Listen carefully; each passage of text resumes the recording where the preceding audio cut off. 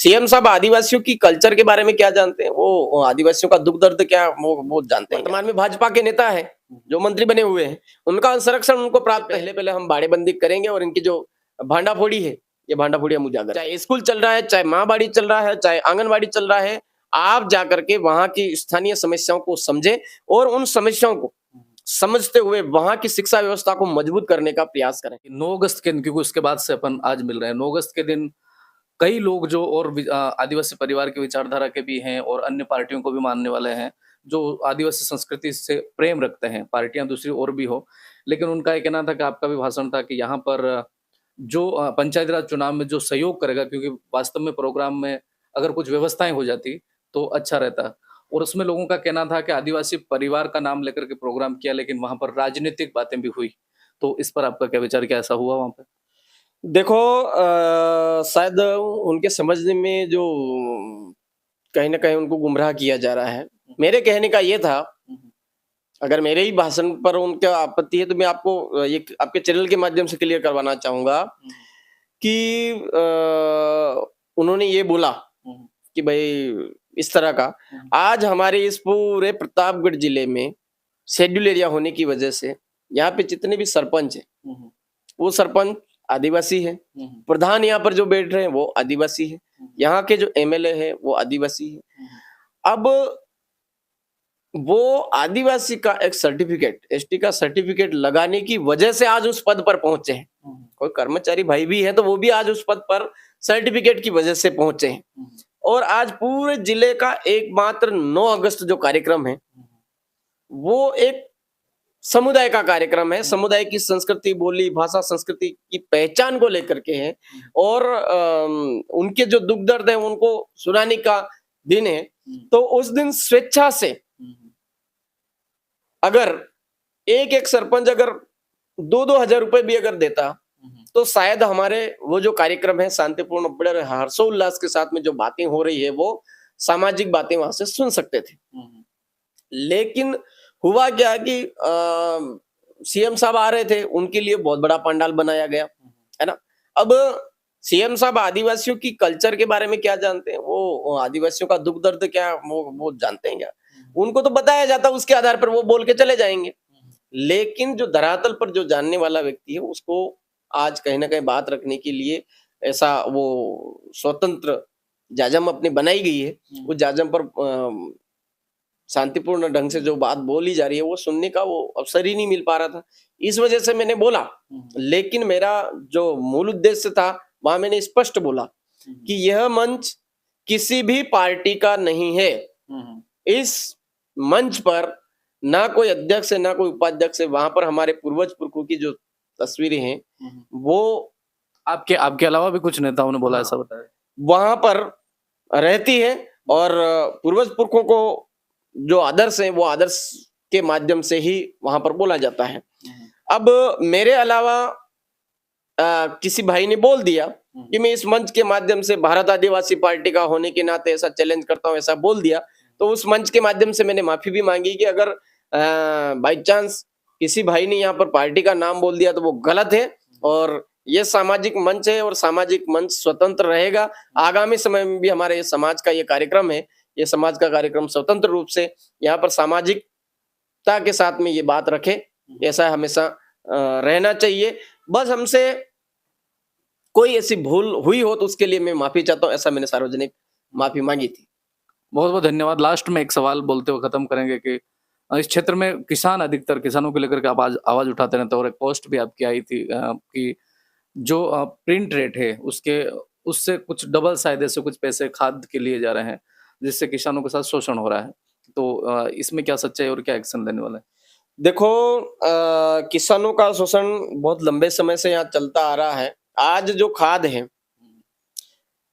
हर ग्राम पंचायत में लगभग लैंप्स है, लेकिन लैंप्स के जो व्यवस्थापक हैं उन व्यवस्थापकों ने यहाँ पर 2 से 3 कंपनियों का ही लाइसेंस ले रखा है, जिसमें इफको, रबको और आईपीएल का जो एक आता डीएपी का वो ले रखा है। अब उनका क्या होता है कि सब्सिडी टाइम से जमा करवानी होती है और उसके बाद में खाद आता है।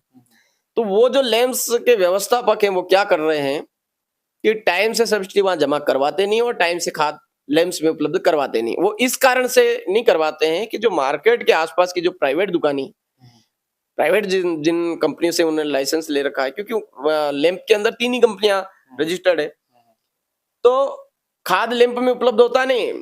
लोग दौड़ करके, किसान दौड़ करके जाता है दुकान पर।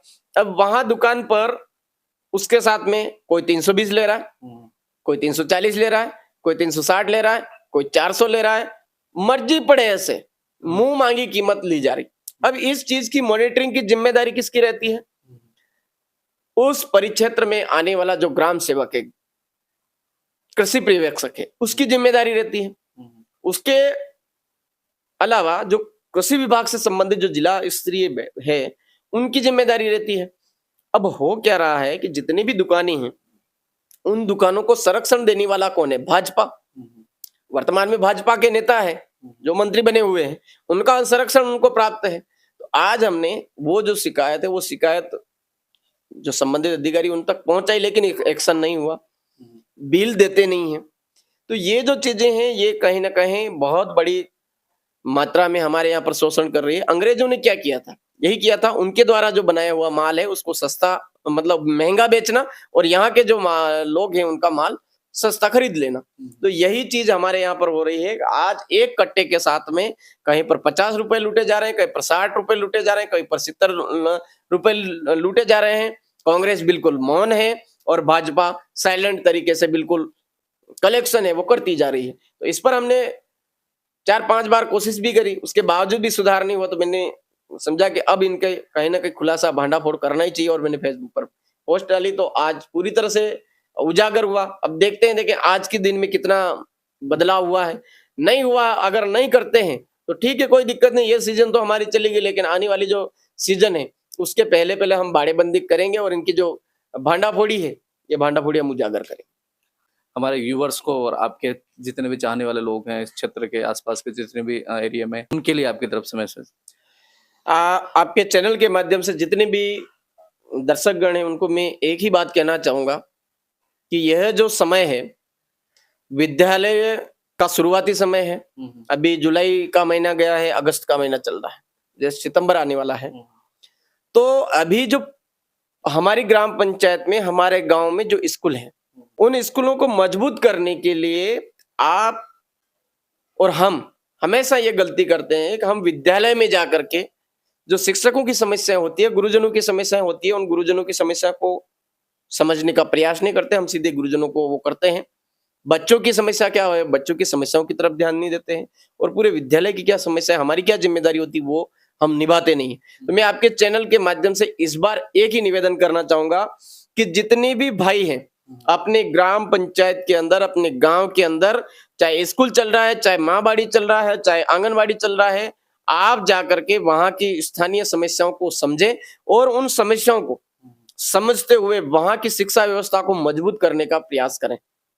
यही मैं आपके इस चैनल के माध्यम से कहना चाहूंगा, क्योंकि कहीं ना कहीं अभिभावक अगर स्कूल से जुड़ेगा, आंगनबाड़ी से जुड़ेगा, माँ बाड़ी से जुड़ेगा, तो शिक्षा व्यवस्था मजबूत होगी। अगर शिक्षा व्यवस्था हमारी मजबूत हुई तो हम कहीं ना कहीं सारी जितनी भी हमारी समस्याएं अभी फेस कर रहे हैं, उन समस्याओं को कहीं ना कहीं समाधान करवाने में सफलता हासिल करेंगे। शिक्षा वो शहरने का दूध है, जो पिएगा वो दहाड़ेगा। तो स्व विवेक से निर्णय लेने लग जाएंगे तो वो काम शिक्षा के माध्यम से ही हो पाएगा।